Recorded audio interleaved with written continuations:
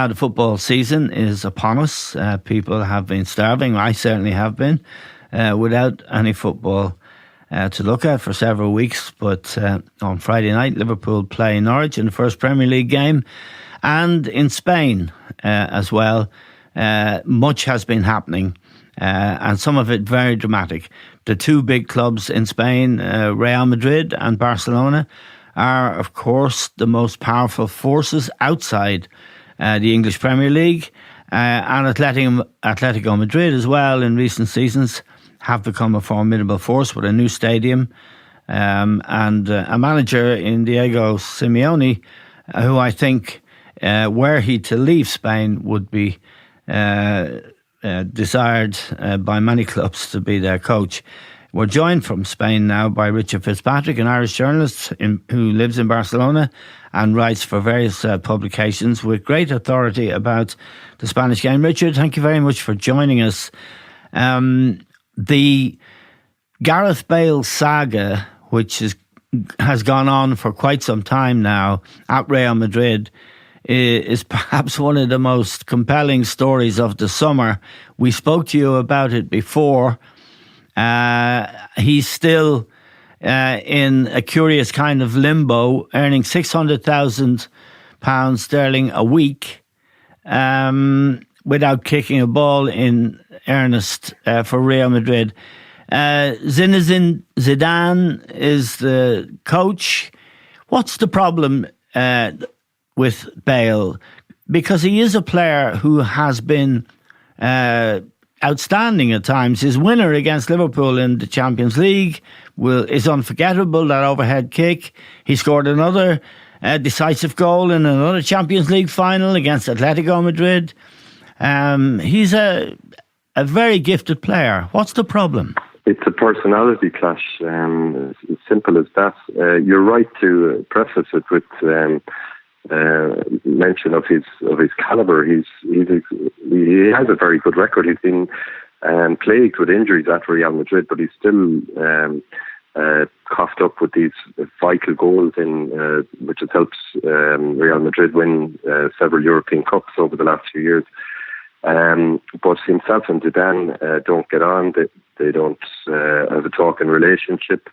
Zidane has this phobia of it's unaccountable, especially because how badly the club needs Gareth Bale in the absence or in the loss of Cristiano Ronaldo, their reference point for so many years.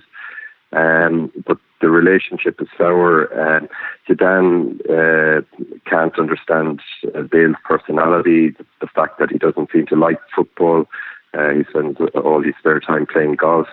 He doesn't help out in midfield or tracking back, but that's more a technical issue. And Zidane has walked into this huge problem now, because if we just rewind a few weeks, Real Madrid were on their tour in North America, and Zidane was in a press conference before they played Atletico Madrid on a Saturday, and a couple of days beforehand he was asked about the Bale situation. And he said, look, if Bale goes tomorrow, it would be all the better. It was an extraordinary thing for him to say, because obviously he immediately devalued Bale on the transfer market. A couple of days later, they play Atletico. They got thrashed 7-3. They were 6-0 down after 50 minutes. It's only a pre-season friendly game, but the game had huge reverberations around Spain, as you can imagine. Yes. Two big city rivals like that. And that weekend, that game was on a Saturday morning in Spain time. That weekend, the move was put through for Bale to go to China. But the sticking point was that Real Madrid weren't going to get a transfer fee. They would have offloaded him off the books. His salary is like 17 million net a season, so it would have been a saving over 3 years of 100 odd million. But they weren't going to get a transfer fee, because in China there's a regulation there that you have to pay the transfer fee in tax again to the government, and they're trying to cut down on all these foreign players entering the country. So that move was all ready to go, and then Real Madrid pulled back from it on the Monday, namely the president, Florentino Perez, and they wouldn't sanction the move. So Bale was back in the squad. Real Madrid returned from North America. They were playing in Germany later that week. Bale pulled out of the squad, went to stress.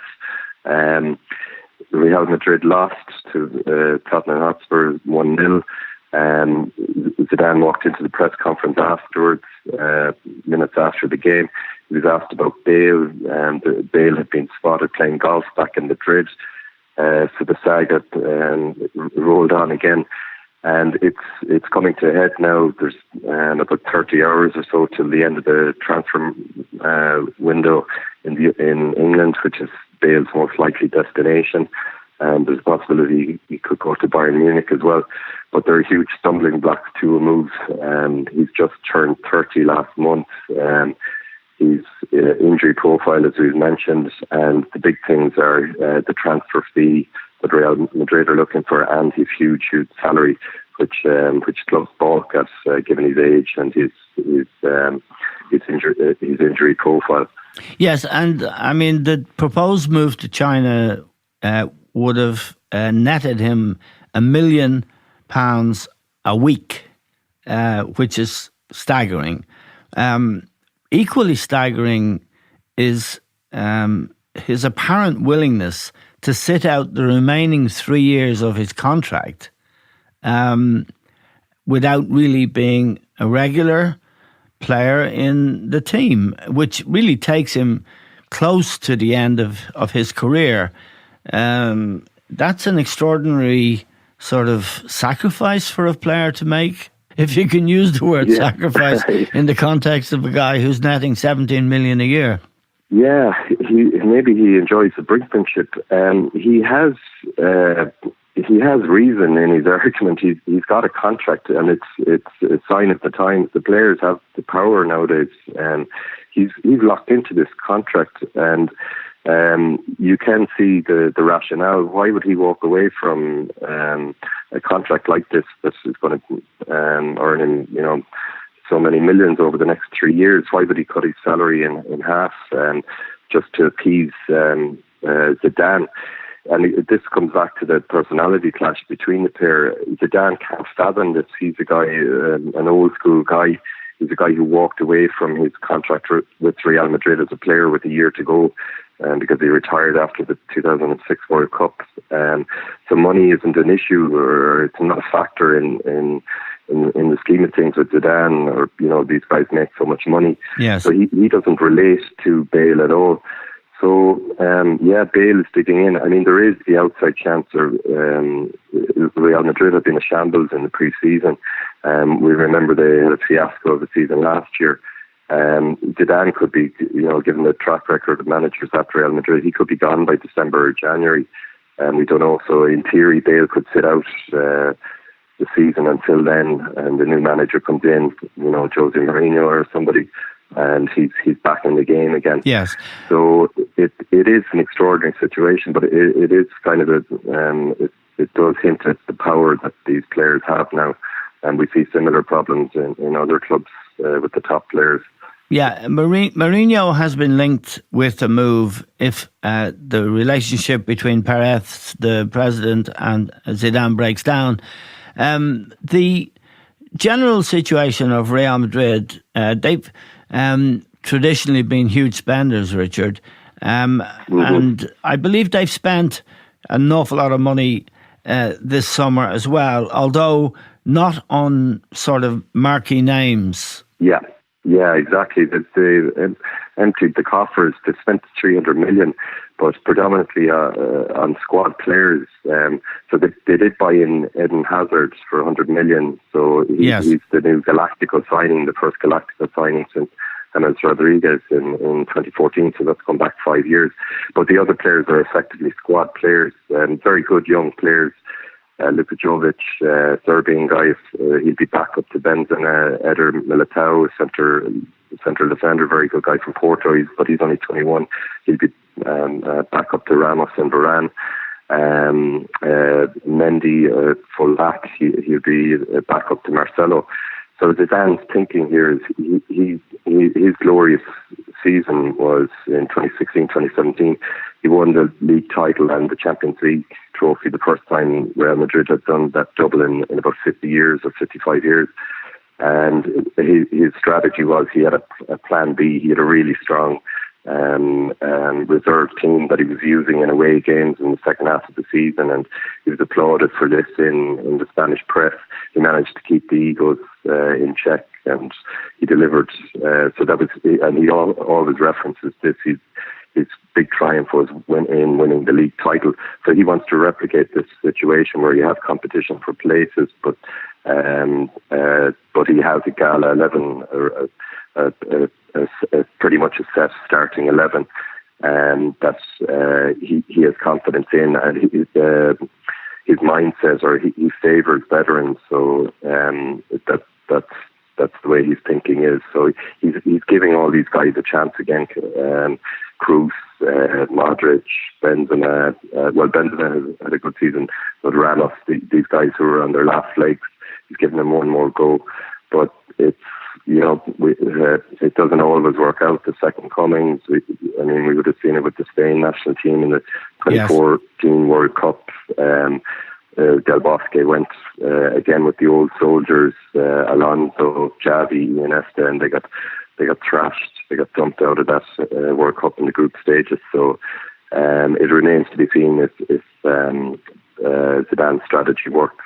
At the moment as well, he's a big problem in his squad makeup, in that he's got no midfielders. He's again, this is he has his favourites.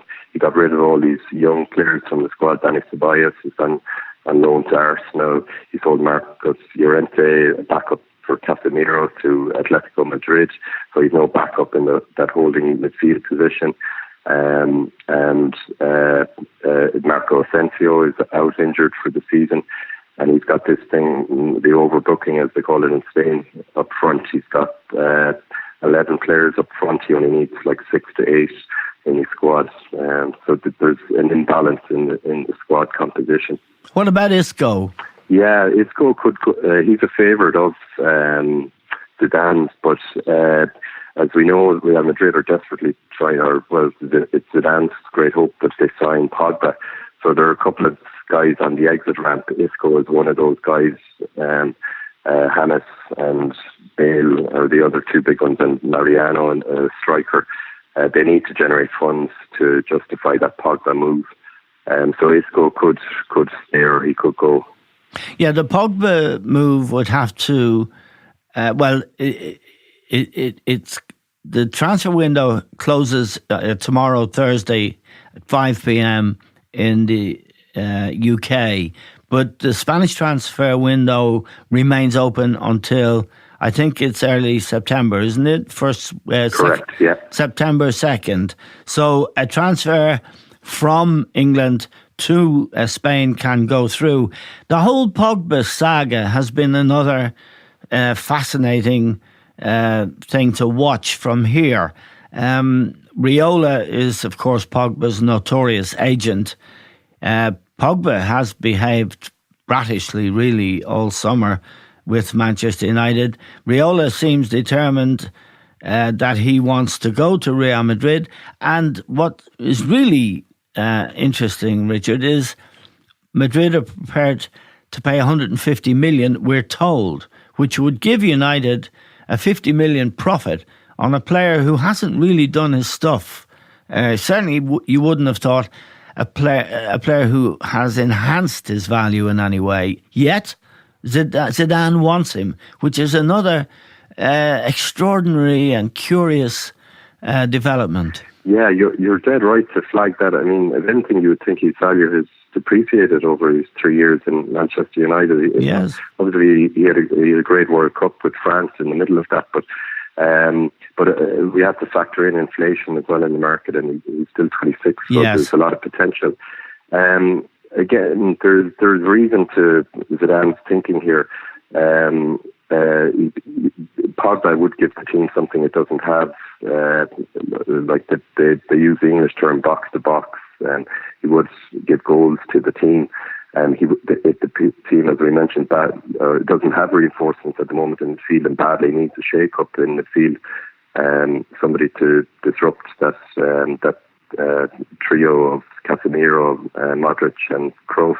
Yes. But the sticking point is the salary. Real Madrid won't pay 150 or 170 million. But if he did arrive at 80 million or 100 million, that could be justified. But he's the one thing that Zidane had asked for in the summer transfer window, and so far Florentino Perez, the president, hasn't delivered it. Now, Florentino Perez is a guy who loves the last day of the transfer market, the stress and the pressure of that negotiating arena. So we could see something happen tomorrow. It's also predicated on the domino effect. If Manchester United move in, there's talks now with Eriksen, who's also been linked with Real Madrid. Yes. So if Man United reinforced in midfield, it would free up them to negotiate properly over Pogba. Well, I'll tell you what, Richard, in my humble opinion, if Real Madrid fans get a good look at Pogba, they'll be waving their white handkerchiefs in a big way, especially at the prices being quoted. We'll watch that. I mean, Perez has until September 2nd to acquire Pogba, which is quite destabilising for Manchester United. But let's just move on now to the other big Spanish giant, Barcelona. Again, a club that, over the past 10, 15 years has been so much admired because of so many great players, Lionel Messi being the greatest of them all, but so many others, Xavi and Iniesta that you've mentioned, Busquets, Piqué, and our old friend Suarez.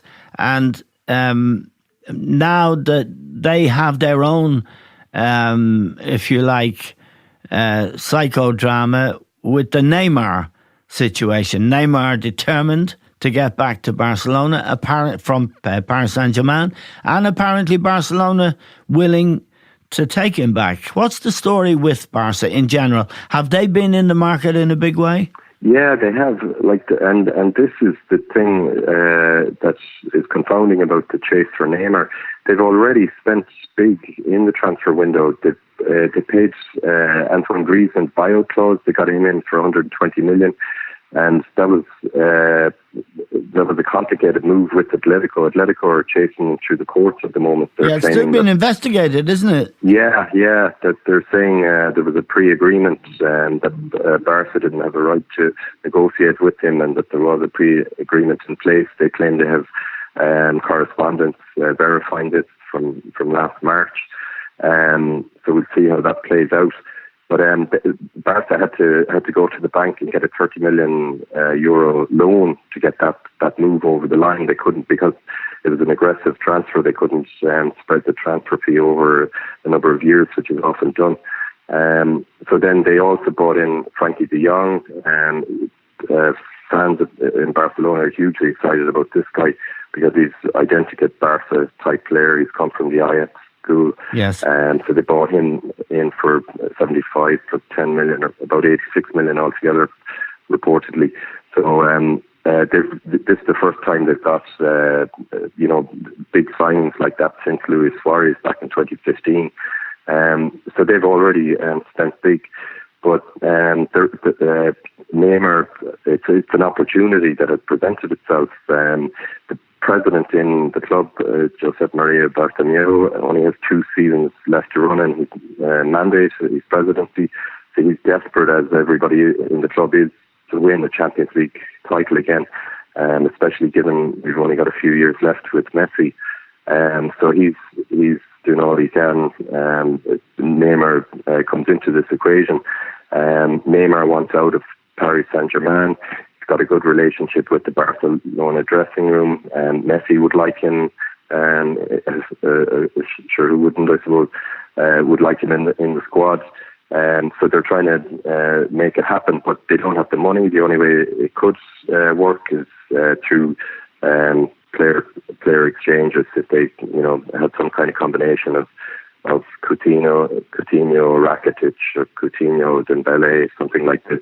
What's happened, Richard? What's happened with Coutinho since his move from Liverpool to Barcelona? Is it just that he hasn't found a role in the Barca team? Yeah. The two big factors. Like you suggested, he's a number 10. Barca already have a number 10 in Leo Messi, so there's not room for him. He's being played up in a front three alongside Suarez and Messi, and that really hasn't worked. Ostensibly, he was brought in to replace Iniesta. Yeah, that was never going to work. No, for technical reasons. So he came in about 18 months ago in that January winter transfer window, and he did really well the first 6 months. He wasn't eligible to play in the Champions League, but he had a really good league campaign and the cup final. He went on and played in the World Cup, had a really good World Cup. So everything was running smoothly. Then he got an injury against Inter Milan around October in the Champions League. He came back. He was struggling to regain his place ahead of Griezmann and Dembele, and his confidence fell off a cliff. He's been whistled at by the fans every game you go to see, and he's lost his mojo. So he's a big problem for Barca as well. They've been trying to get him transferred, but his value has just plummeted. He's bought for 120 million plus 40, but he's worth half that now. So it's a big problem for Barca to resolve. And now Griezmann has come in. I mean, it's hard to see a future for him in the club. Definitely hard to see him muscling his way into the starting 11. Yeah, it's a problem, isn't it, for any player going there, Richard, that Messi is such a dominant personality, such a great player, and where he operates in the attack, what positions he takes up, really determines where other people how they have to adjust. And in the case of Griezmann in particular, just as there has been with Coutinho, there is a problem there, isn't there, always, for a new forward coming in. Now, it worked really well with Suarez. He and Messi struck up a partnership, but it's difficult for Griezmann. I would say there'd be a lot of pressure on Griezmann this season to, as it were, find a way of being compatible with Lionel Messi. Hugely so. It's a huge puzzle that they'll have to solve. It'll be very, very interesting to see. You're right. If you look back over the last 10 years, Zlatan, David Villa, Alexis Sanchez, all these guys have come in. They haven't really gelled with Messi. Villa, probably the best of them. But Coutinho as well, we could add to the list. Now it's up to Griezmann. He's going to be shunted out of his natural position because Messi occupies that role for the team. But in Griezmann's favour, I would say he has the personality. He won't wilt like Coutinho has. He's a confident guy. He's French generalised, but he's his own man. He's got into all kinds of difficulties in social media and stuff over the years, but it doesn't faze him.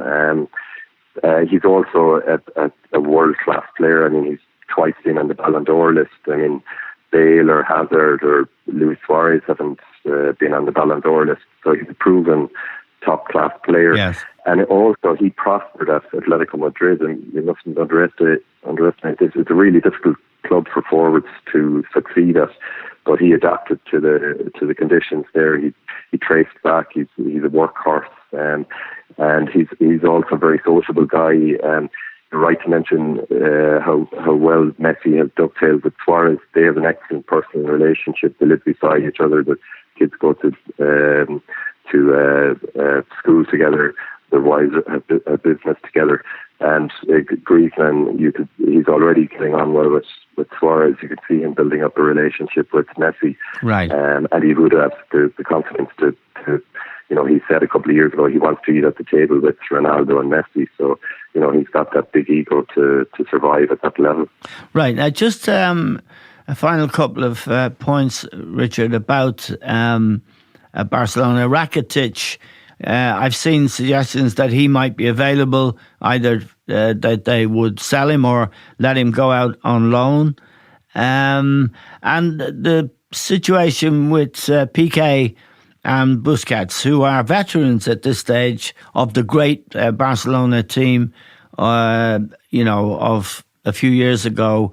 Is there a feeling that both the Spanish giants, Madrid and Barcelona, they have ground to make up now on the Premier League clubs, not just financially, but in terms of the Liverpool are the Champions League holders. Manchester City believe they can also contend seriously for the Champions League. Is there a sense in Spain that the power and the money has shifted away from Spain, where it was for so long, and before that perhaps Italy? It's shifted now to England.